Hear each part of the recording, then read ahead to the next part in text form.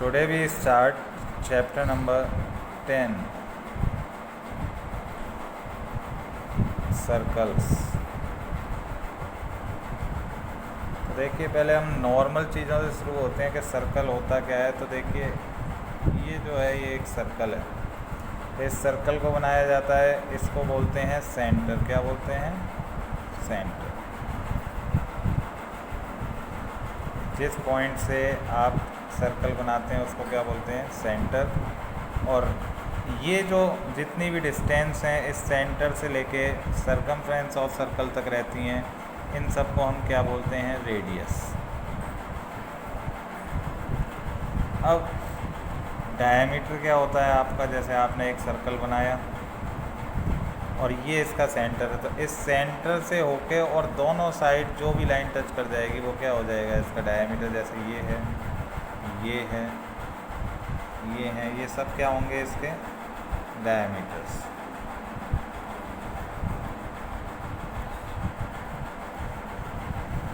अब डायमीटर के बाद में बात आती है, अगर एक सर्कल है और इसमें सरकमफ्रेंस दोनों साइड से मिल जाए, यानी ये हो गई, चाहे ये हो गई, चाहे ये हो गई, चाहे ये हो गई, ये सब क्या होती हैं?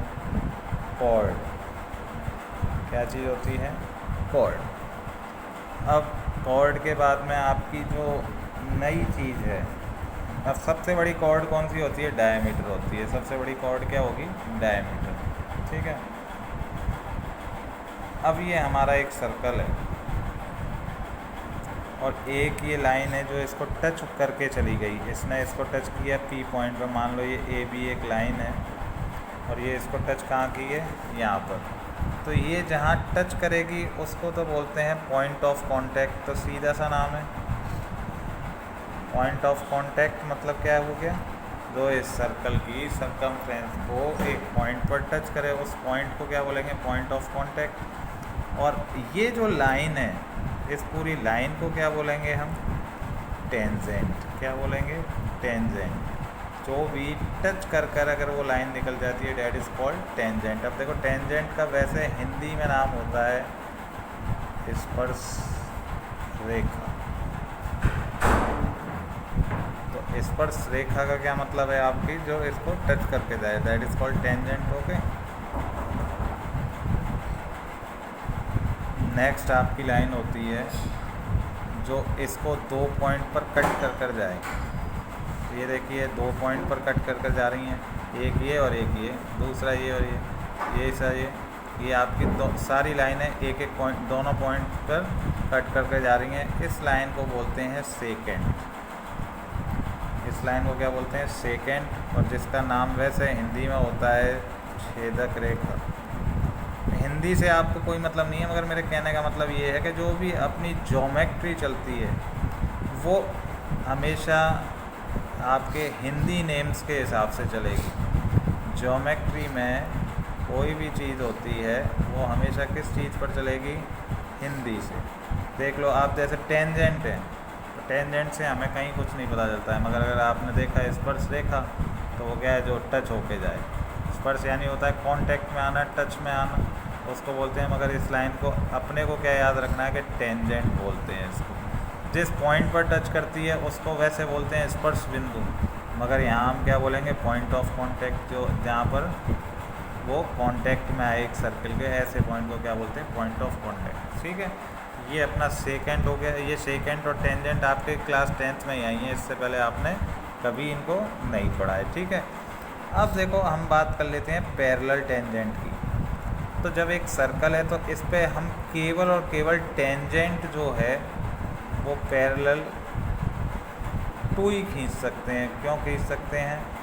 क्योंकि पैरेलल क्या होता है? जब जो लाइन आपकी इंडेफिनिटली कहीं भी कितनी भी आप उनको बढ़ाते हैं वो कट नहीं होनी चाहिए। तो ये लाइन है, अब यहाँ से कितनी भी चली जाए और ये लाइन है कितनी भी चली जाए, दोनों तरफ कट नहीं होंगी। मगर मैं अगर इसको थोड़ा सा भी टेढ़ा कर दूंगा तो वो इससे कट हो जाएगी, इस ऊपर वाली से भी कट हो जाएगी। इसलिए इनके अलावा और पैरेलल टेंजेंट नहीं आ सकती हैं। मगर सेकेंड है तो सेकेंड चाहे जितनी पैरेलल हो सकती हैं। ये सब देख लीजिए, जैसे ये सब क्या है? पैरेलल है। ये अभी मेरे खींचने से थोड़ी टेढ़ी मेढ़ी बन रही है। वैसे अगर अपन सीधी लाइंस खींचेंगे तो इनसे क्या होगा, ये सेकेंड अपनी क्या हो सकती हैं, इन्फिनिटी पैरेलल हो सकती हैं।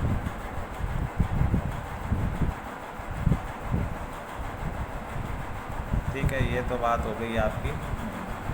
अब मैं आपको दूसरी बात बता रहा हूँ, जो इनकी एक थ्योरम है, जिसे हम थ्योरम 10.1 के नाम से भी जानते हैं। तो उसमें क्या होता है, पहले तो मैं वो थ्योरम बता दूँ आपको कि the tangent at any point of a circle is perpendicular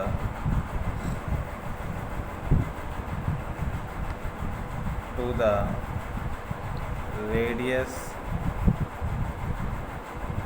through the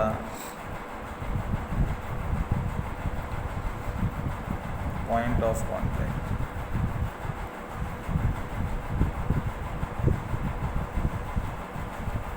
मतलब ये अपनी टेंजेंट है और ये अपना मान लो पॉइंट ऑफ कांटेक्ट है, तो ये रेडियस के साथ हमेशा परपेंडिकुलर होगा। ये वो थ्योरम है कि आपके टेंजेंट जो है वो रेडियस के साथ हमेशा परपेंडिकुलर होगा। इसको बोलते हैं theorem 10.1।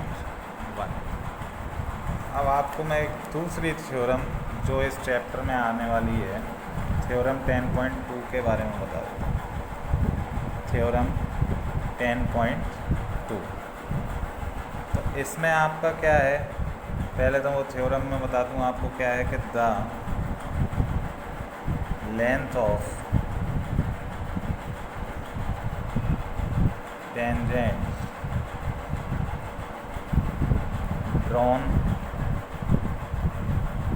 From an external point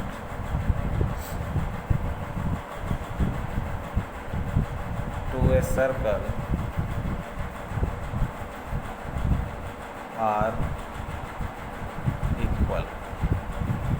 मतलब आपकी जो लेंथ है टेंजेंट की ड्रॉन की जाती है फ्रॉम एन एक्सटर्नल पॉइंट, एक एक्सटर्नल पॉइंट से टू ए सर्कल, एक सर्कल पर, वो इक्वल होती हैं। कैसे, जैसे ये अपना सर्कल है, ठीक है, ये एक अपना पॉइंट है, इससे ये दो टेंजेंट ड्रॉ हो रही हैं, ये पहली और ये दूसरी। तो ये हो गई आपकी ए और ये मान लीजिए आपकी हो गई बी, और यहाँ पर ये मान लीजिए आपका सेंटर है ओ। तो अब देखिए इसमें अपने को गिवन क्या क्या चीज़ है। एक तो है O is the center of circle,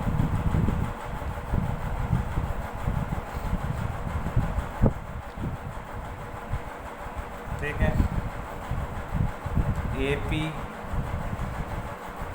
and B P are two tangents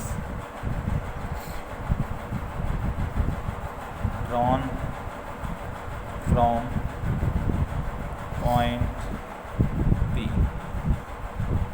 फिर इसमें देखो आपको प्रूफ क्या करना है कि इन दोनों की लेंथ इक्वल है। It means A P is equal to B P. आपको क्या करना है, इसमें प्रूफ करना है। अब इसके अंदर हमें एक कंस्ट्रक्शन करनी पड़ती है, और वो कंस्ट्रक्शन क्या है कि हम जॉइन कर देंगे ओ और पी को। यहाँ पर क्या लिख दोगे आप, जॉइन ओ पी।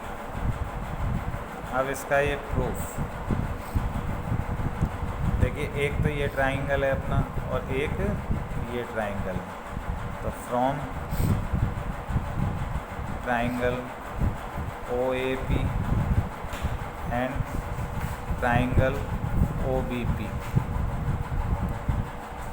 इसमें O A is equal to O B, both are radius,